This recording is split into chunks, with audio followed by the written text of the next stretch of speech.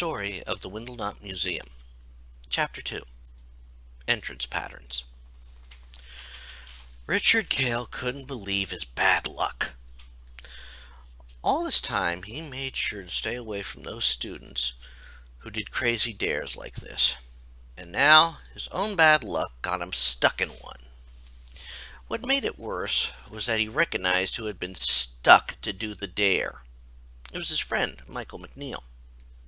Michael was one of the few friends he had made at school, but he never thought Michael would do something this careless. He turned and faced Michael and said, "What the hell do you think you're doing?" He watched as Michael faced him and said, "Excuse me, this was not my idea. Some of my friends decided to trick me into spending the night here. What the hell are you doing here? Don't you and Yvette usually do something on a Friday night?" Richard sighed and said, "Her Uncle Uptight is visiting." He heard Michael chuckle and heard a coughing sound come from Carl. He quickly remembered the reporter and said, "Just to let you know, that's her nickname for him. By the way, that man is a reporter named Carl. He came to do a story on the disappearances. However, I don't think either of us planned on getting stuck here tonight." He watched as Michael walked over to Carl and said, "Sorry about that. I didn't know my friends were going to trick me into a dare." He saw Carl give a slight smile and said, "It's all right. Besides, it'll make a good story to not include one view on the mysteries, but to have two views. By the way, I don't think I caught your name." He watched as Michael said, "My name is Michael McNeil." He watched as Michael turned to face him and said, "So, what should we do now? Those four won't be back until morning." Richard shrugged and leaned back against the pillar on the left-hand side of the gate and said, "I have no clue." It was then he heard a creak and looked to see what he had bumped a chain that opened the ugly mailbox. And then saw a letter fall, and he grabbed it. He glanced at it and was surprised by the postmark on the envelope. He looked at the others and said, "This is odd." He heard Carl say, "What, the letter or the number in the mailbox?" Richard glanced at the mailbox and saw a number on what looked like the mailbox's mouth. Richard then looked at the letter again and said, "Both, since this letter is postmarked 1984. Richard carefully opened it and read the letter. "It looks like it's from Professor Windlenot's lawyer. Something tells me that when this was written, they thought Professor Windlenot was still here." He then heard Michael say, "Wait a minute. I thought Professor Windlenot killed the kids. Why would his lawyer send a letter here?" Richard was surprised when Carl said, "Wait a minute. Do you think it's possible that Professor Windlenot is a victim as well?" He could see the sense in that line of thinking. However, before he could state his agreement, he heard the sound of thunder in the distance. As it went quiet, he started to wonder if their situation could get worse.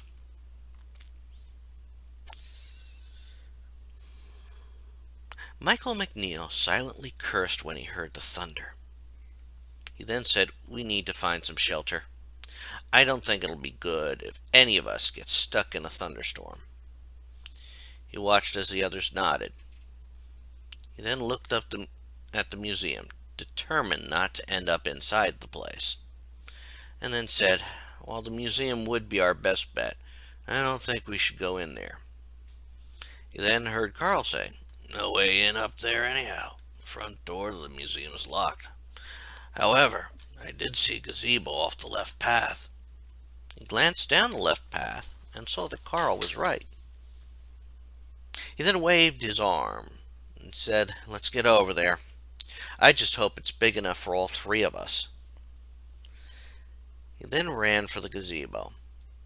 He heard Richard and Carl following him. As they neared the gazebo, he turned back to see Richard also looking back. He then saw Richard stop and heard him say, "Carl, that small triangular rock. Take a picture." He watched as Carl nodded and did as Richard said.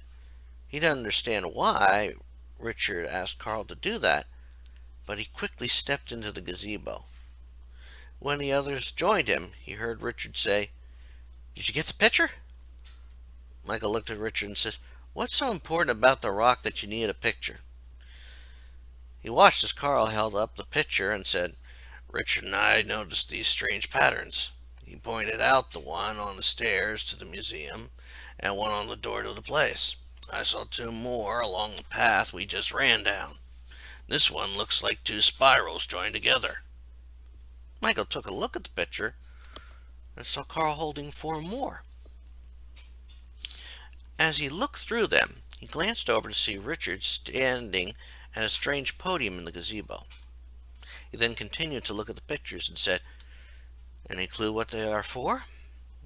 He saw Carl shake his head as he said, "Not really, but something tells me they are important. Call it a reporter's instinct." It was then he heard a click and turned to see that the podium Richard was standing at had opened up. He heard Carl say, "How'd you do that?" He watched as Richard just said, "I put the number in that was in the mailbox. However, I think this is a puzzle of some sorts. There are 8 posts, 3 black gears, 3 white gears, and a handle in here." Michael looked over his shoulder and said, "You're right. It looks like a brain teaser. You probably have to switch the gears in a certain number of moves. Let me try." He then started to move the gears. He had always liked brain teasers. It didn't take him long to switch them. He then looked at the handle and said, "Well, shall we find out what this does?" He saw Richard nod and say, "Yes, besides, I don't think this gazebo will do much good when that thunderstorm hits." He nodded in agreement reluctantly. He had a feeling that something was going to drive them into the museum. He then turned the handle and wondered what would happen. When he was done, he heard Carl say, "Will you look at that? Looks like the path leads over the water now. It even appears to lead over to a replica of Stonehenge." Michael looked over the water and saw what Carl meant. He then watched as Carl left the gazebo and headed over to the replica. He followed, with Richard following him, and was amazed to see in the middle of the stones 6 panels with various patterns in them. He also glanced up at the wall and saw Carl taking a picture of another pattern.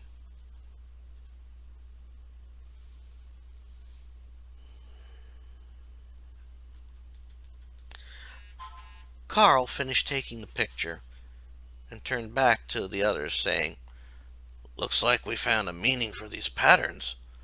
All these triangular patterns have colors that match all these patterns." He watched as Richard got onto his knees and started touching the panels. Seeing a small panel in each turned to reveal a new pattern. He saw a look of joy cross the boy's face as he said, "It's another puzzle, a visual one. Hand me all those photos."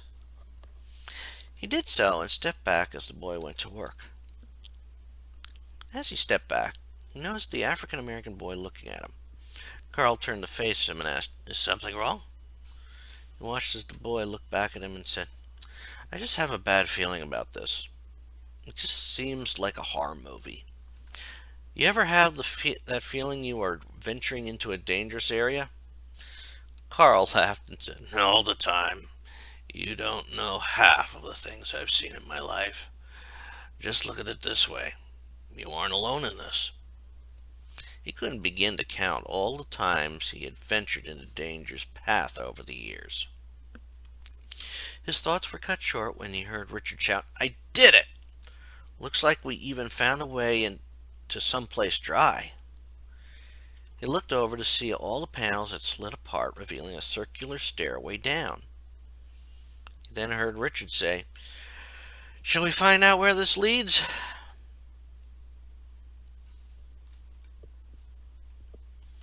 He heard Michael say, "Yes, but we should all stay together. We don't know what we'll find." He nodded and saw Richard nod as well. He then watched as Richard went down first and then followed Michael into the dark stairway.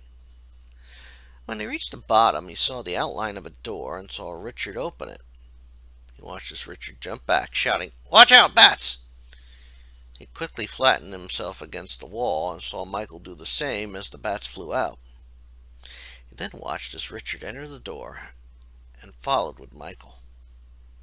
Before he took another step, he saw a panel and opened it. He saw a switch and pulled it.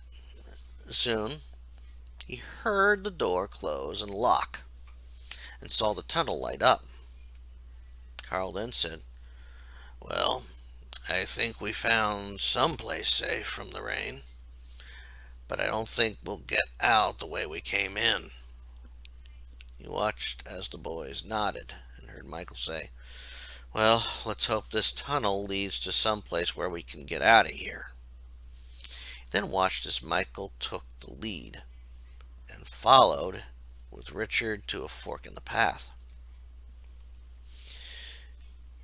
He watched as the boy looked left, then right, and finally said, "Let's go right." He wasn't surprised to hear Richard say, "Sounds good to me. At least it's not dark." He nodded in agreement and followed the boys. Eventually he saw another path branch out, and they followed it to an open room with a lake in it. As they looked it over, Carl glanced to his left and saw a body lying in the sand. He quickly pulled out his camera and took a picture of the sight and said, "Guys, I think we just found one of the people who had disappeared." He watched as the two boys looked over at the corpse and gasped. He then watched as Richard made his way over to the body. He could tell that the boy had probably figured out who the corpse was.